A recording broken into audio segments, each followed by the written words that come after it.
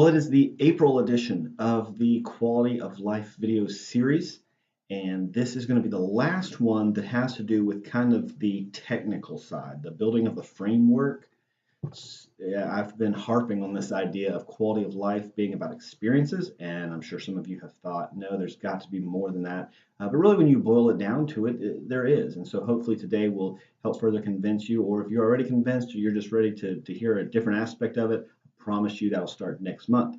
We will begin talking about how quality of life is affected by relationships, by community, by our neighborhoods, through government, through religion, and how some of those things play into it. And there'll be more application, all that, starting next month. But because I have dealt with positive experiences and how they play into quality of life, I wanted to take this video in this month to talk about negative experiences.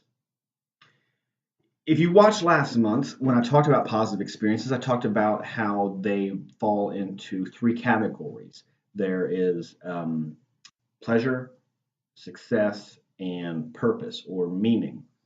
And that those three things are kind of categories that our positive experiences fall into. And the more of those we have, the better our quality of life.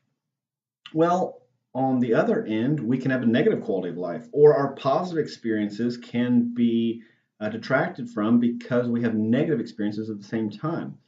And our negative experiences from the things that I have read have shown that those fall into three categories as well. So the negative experiences that we have, you could probably take those if you wrote them down, everything bad that happened to you or that you felt or experienced during a week, they probably could be categorized into the three categories of physical, psychological, and interpersonal.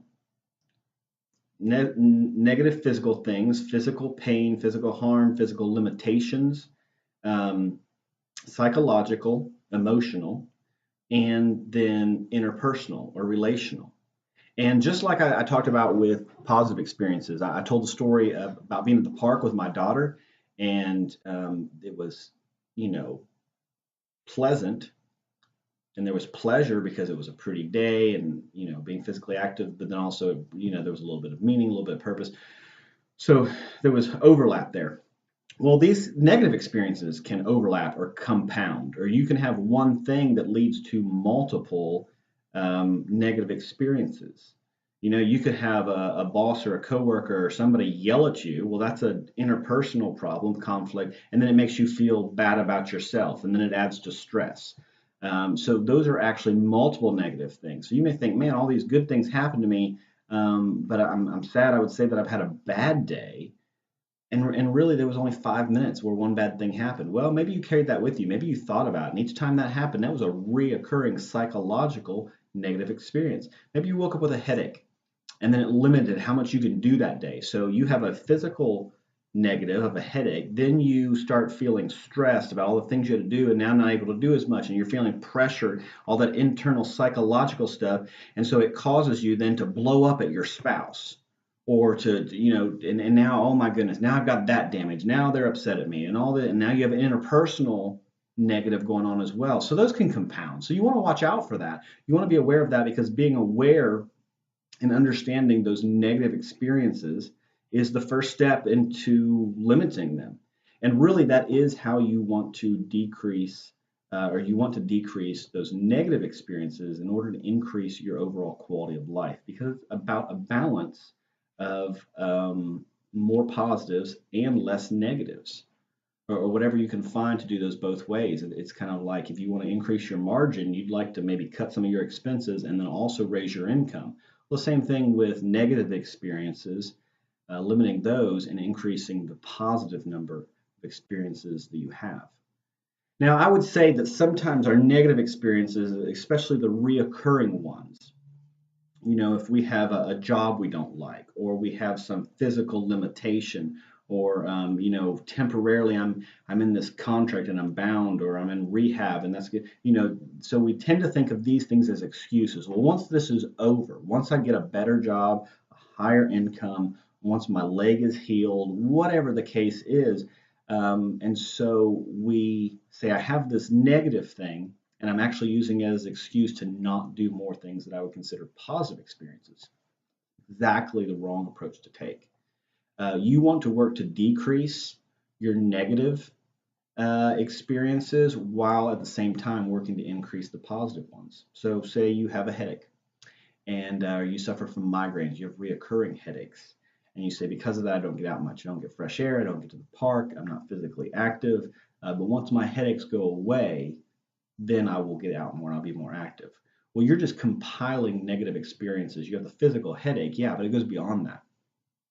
It's the disappointment of not getting to do things you like. That's a negative experience. It's the maybe depression that comes along with staying indoors too much. That's a negative experience. It's feeling limited. I mean, it's feeling like you're powerless. That's a negative experience.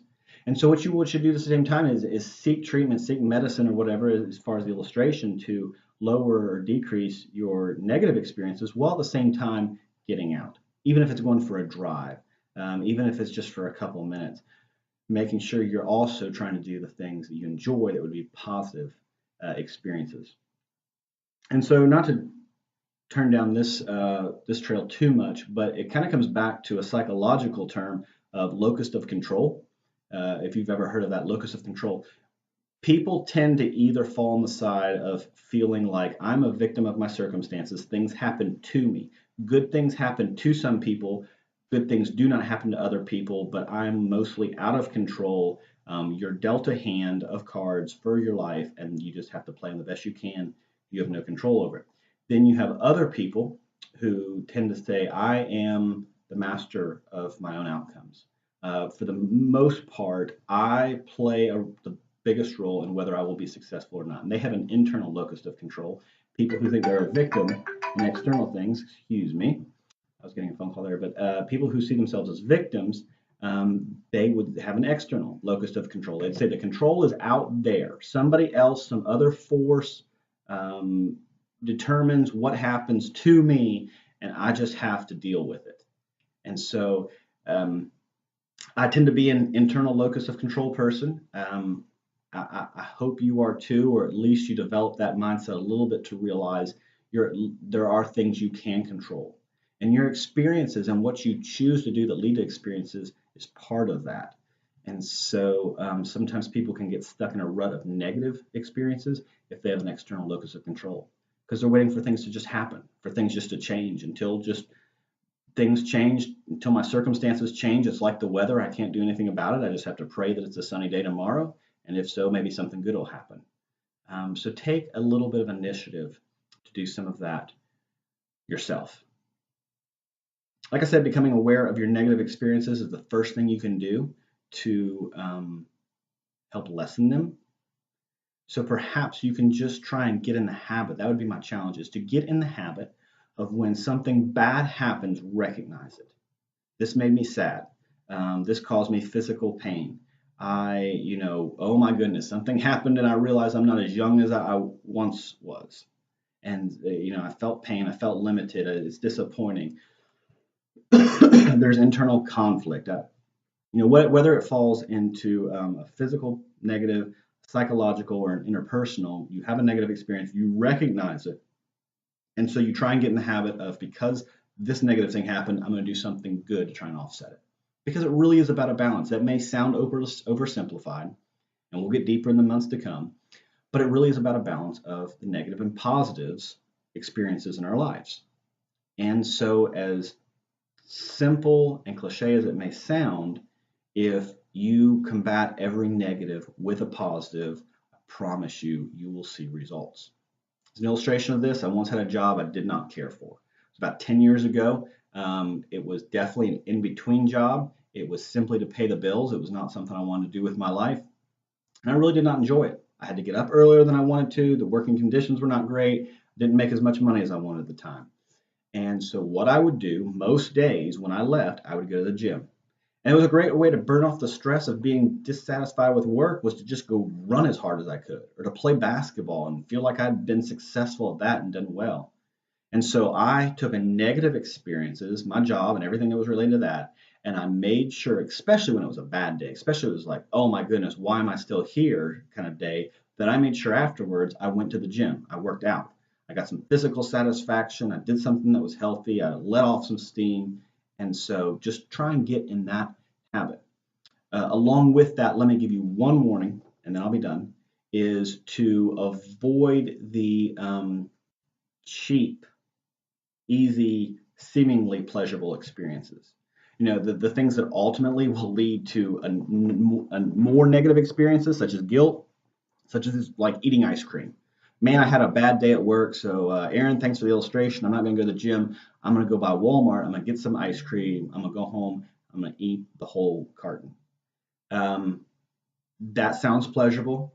It sounds easy to talk yourself into it as like, okay, this is going to be a good thing. It's probably going to lead to guilt. It's probably going to lead to some health problems after a couple of months of that. And so that's something you would not want to make a habit of, because you're going to say, Aaron, that's not working. Well, actually, what you're doing is you're taking a real cheap, quick, um, positive experience, if you even want to call it that, if it truly is, and it's actually causing more negative experiences. It's causing you to be more trapped, less empowered. So I would just warn against cheap satisfaction like that. But try and offset negative experiences. Try and recognize negative experiences, and then increase your positive experiences. I promise you, this will lead to a better quality of life over time. Now, like I said, the next couple months, we're going to dive into deeper. We're going to look at a couple of aspects of life and how this all works in. But I want you to get that framework that our quality of life comes down to our experiences, how many we have, and whether they're negative or positive, whether we're recognizing whether we're getting the most out of the positive experiences, and whether or not we are offsetting our negative experiences. If you have severe negative experiences, such as, like I mentioned last month, you're homeless, then that has to be offset. You have to take that negative experience away before the positive ones can start stacking up. So it is important that we understand quality of life in relation to negative and positive experiences, because we all want to have great qualities of life. All right, guys, next month. Thank you for watching.